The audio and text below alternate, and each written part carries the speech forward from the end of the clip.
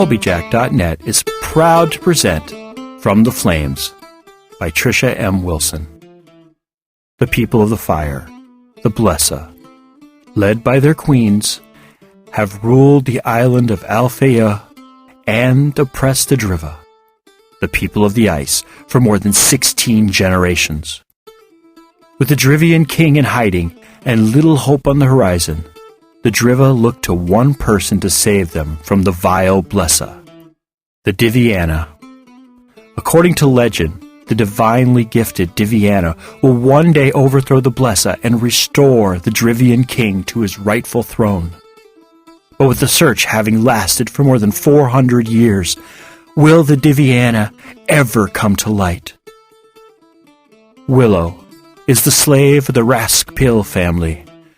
Bought at the age of 4, 20 years have passed since her life irrevocably changed. Her existence is no worse than any other slave, but within, Willow wonders if there isn't something more she should be doing with her life other than serving the ungrateful. Ordered to travel with her master's family to Sondertoft, so her master's adult children can take part in an ancient rite of passage, Willow is shocked when she learns that she too must participate. Will she fail, as all before her have? Will she rise to the challenge and become stronger after passing through the flames? Episode 61, Chapter 34, Dueling Attractions. The bang, bang, bang of hammers finally woke Willow from her dreamless sleep. Opening her eyes, Willow felt different. While she felt just as rested as when she normally slept, something within her told her she'd been asleep a lot longer than a night. More banging drew Willow's attention away from her ponderings. "What is happening out there?" she mumbled. "They're fixing the boat," Adelina said. "Ship," Val said. "This is a ship, not a boat." "I don't care what you call this floating death trap," Adelina hissed. "They've been interfering with my sleeping schedule because of this stupid ship." "Must you be so unpleasant?" Val asked as Willow got to her feet and stretched. "The girl has just woken up and doesn't want to hear your complaints first thing." "How long was I asleep?" Willow asked, before she went to the wash basin and splashed some cold water on her face. 3 days, Val said. Wiping the water off her face, she said, 3 days? It couldn't have been that long. "How long do you think you've been asleep?" Adelina asked, cleaning herself up. "A day, perhaps a little longer," she said, before her stomach growled from hunger. "A little longer is 2 more days than your initial guess," Val said dryly. 3 days? That can't be right, Willow said. She just was not willing to believe what they were telling her was the truth.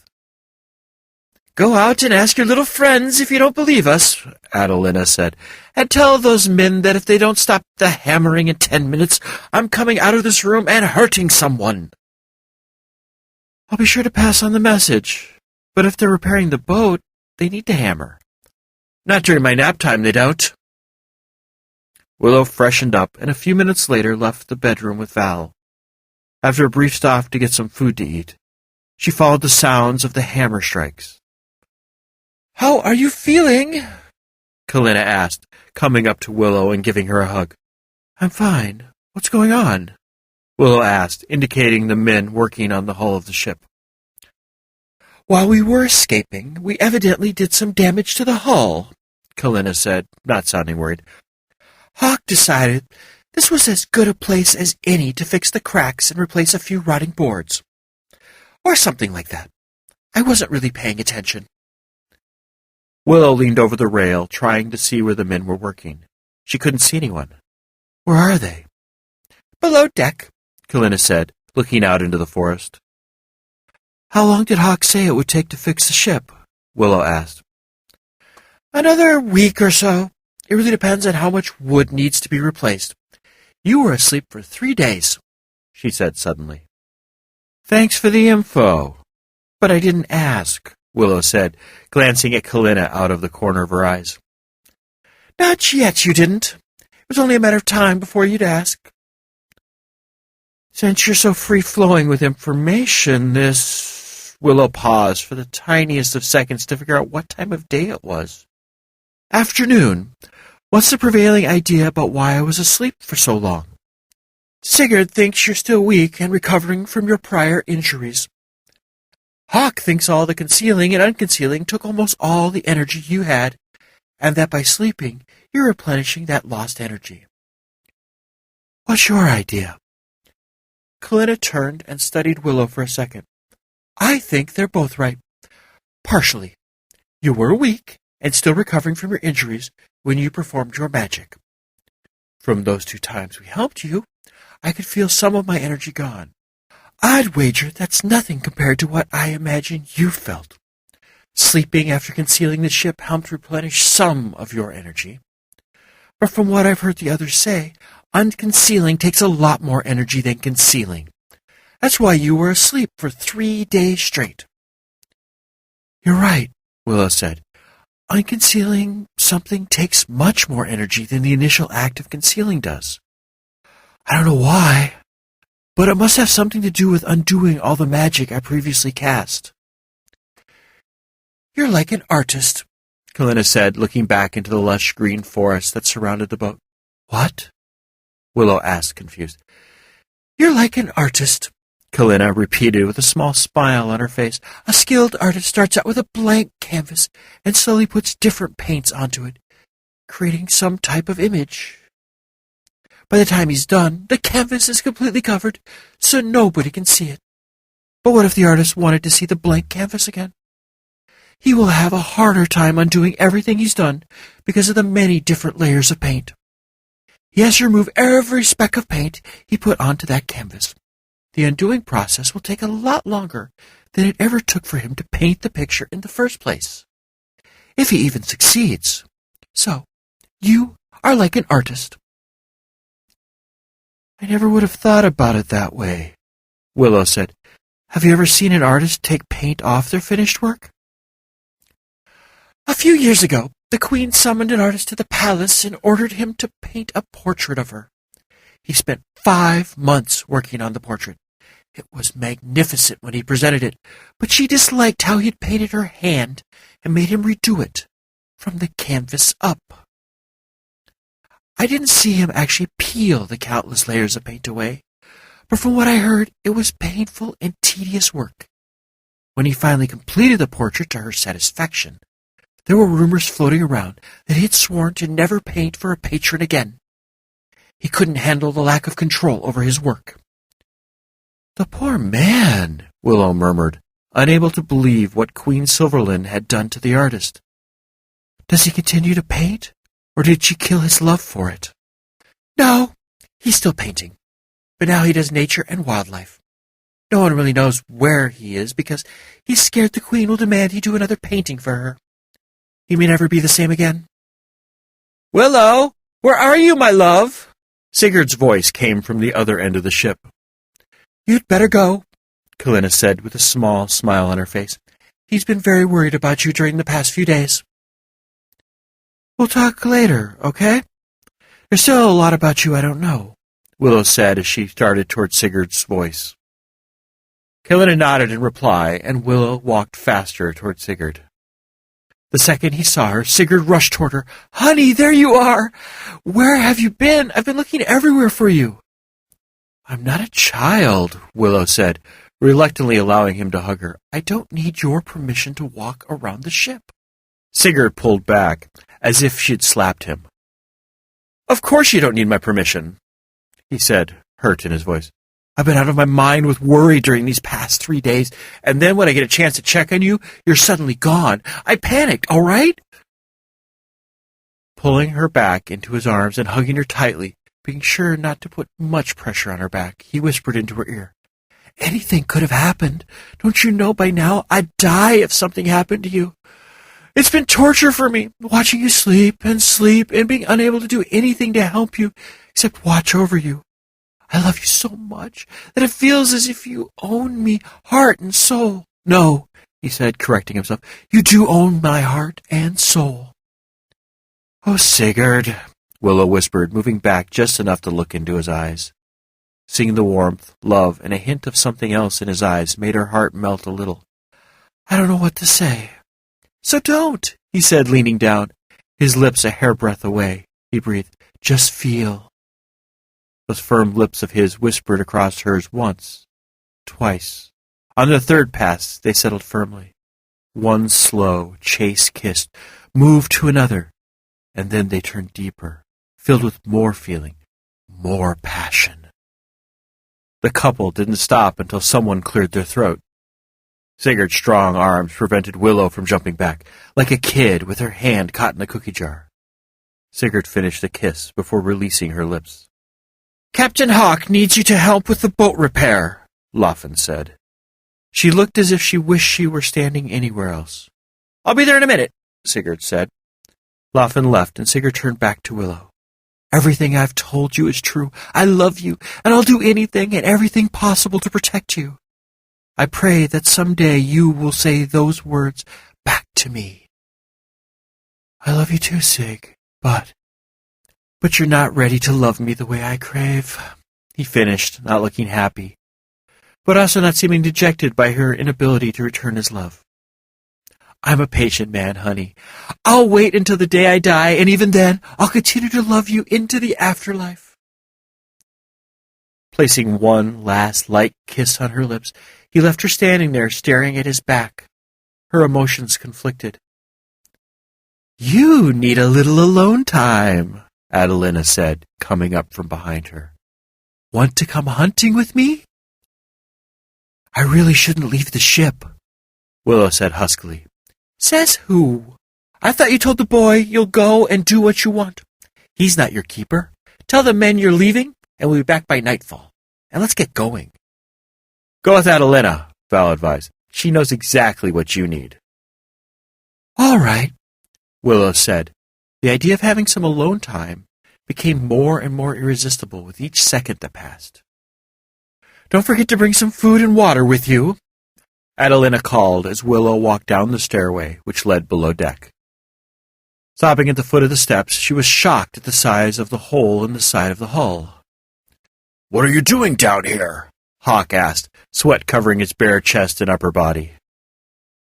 Willow had to force her eyes away from his gorgeous, scrumptious, work-honed body. "I'm leaving the ship with Adelina." "What? Why?" Hawk asked, looking concerned. "We're going hunting," Willow said, her heart racing when he took a few steps closer to her. Taking a step back and up, she said, "Don't worry, we'll be back by night," before she started up the stairs. "Be safe," Hawk called as he watched her leave. Willow made a brief stop to get some food and water before she met up with Adelina. Together they walked in silence. They came across no other animals except for the chirping birds high in the trees. "Let's sit for a minute," Adelina said. This was the first thing she had said since starting to hunt. "We just started," Willow protested, her voice sounding loud. "Sit. You might find what you're looking for if you stop chasing after it." "Why do I feel like you're talking about something else?" Willow asked, sitting next to Adelina. "Because you're perceptive." After moving around and getting comfortable, she said, "So, anything new with you?" "Val told you, didn't he?" "Told me. What? Did something happen which you'd like to share?" "Nothing happened. And even if something had, I wouldn't share with you. Some things are just too private." "Ah, so something private happened," Adelina said, sounding satisfied. "I thought so. More details, please." "No!" "Sigurd kissed her," Val said, unable to stay quiet any longer. "Valdis, it isn't any of your business what I do with Sigurd or anyone else." "Are you kissing other people too? Other than Sigurd, I mean?" Adelina asked. Blowing out a frustrated breath, Willow said, "I am not kissing anyone." "Except Sigurd," Val finished. "Except Sigurd," Willow admitted, heat coming to her cheeks. "Finally, tell me everything. What did he say to you, and what did you say to him? Can he kiss, or did he slobber over you like a dog?" Adelina asked like an inquisitive girlfriend. "Must you ask such personal details?" Willow asked. I haven't had a guy in years, and since I'm not likely to get one while we're on our little trip, I've got to live vicariously through someone. You win because you can actually hear my questions. Now spill all the details. He told me he loves me, and he was worried about me during my nap. Then he kind of pulled me into his arms, and then we kissed. It was nice. Nice? It was nice? That's all you got to say about it? Adelina asked, sounding very disappointed. The girl isn't giving you all the details. It was more than nice. It was blood-boiling hot, Val said. Covering her face with her hands, Willow groaned and said, How will I ever look at him again? Or anyone else? Yes, I'll admit it. The kiss was hot. I felt the passion down to my toes, and I wanted the kiss to never end. But does that mean I love him? Want to marry him? And then, not 5 minutes later, I see Hawk, and wham, I want to devour him? Adelina asked. Yes, no, I don't know. Willow, you can be physically attracted to more than one person. You can enjoy kissing one and then want to nibble on another. But all of that has nothing to do with whether you love someone and are willing to be with them forever, Val said. Well, not nothing, he corrected himself, now speaking slowly. Physical interactions and attractions are very important in romantic relationships. But what's more important is how your heart and head feel. I care for them both a lot. One a little more than the other. But is this really the time for romance? I've got people trying to kill me everywhere I go. I'm searching for sacred objects with immense power, and I'm supposed to defeat an evil queen who's been suppressing my people for hundreds of years. Nothing on this list of jobs says anything about falling in love. Love can't be planned. It just happens, Val said. But it also doesn't have to be so serious. Relax, enjoy yourself, and do only what you feel comfortable doing. If one of the hunks pushes you for more and doesn't respect you saying no, then obviously they aren't the right one for you, Adelina said, getting to her feet. Time to get moving. It's hunting time. You're right, Willow said, getting to her feet. I have plenty of time to figure out what's going on with my romantic life. I'll make the important decisions when this whole mess is over with.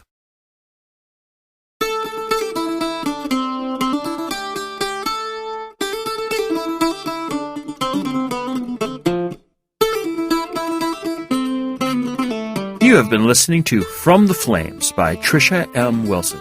Read, recorded, mastered, encoded, and produced by Colbyjack.net. This work is released under a Creative Commons 3.0 Attribution, Non-Commercial, Share-alike license. Do what you want with it, just don't try to profit from it. Heaven knows we can't. If you have any questions, comments, or rants you wish to share with us, we can be reached at Colbyjack at Colbyjack.net. That's COLBYTRAX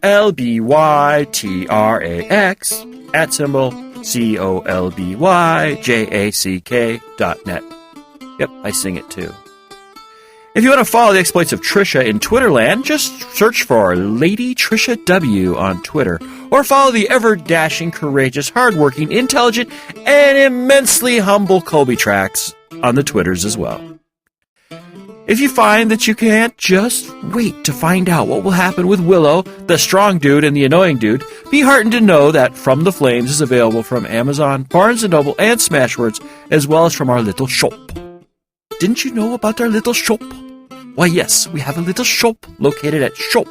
That's shop.colbyjack.net. That's shop.colbyjack.net. Yeah, real original there. There you will find the latest ebook versions of all our works in both Mobi and ebook, all DRM-free, as well as audiobook versions of such works as Firmware Hijacked and Proxy, as well, naturally, as well as From the Flames. The audiobooks differ from the podcasts in that the headers and bumpers only run once, and the episodes are grouped into hour-long episodes for easy burning to CD or for downloading on the go. If you find you don't need any stuff, but just want to thank us monetarily for our efforts here, just head on over to Colbyjack.net, select either audio or visual, and look for the donate button located on the blog roll. Well, anyway, thank you for listening. Have a wonderful week, and remember to be fabulous.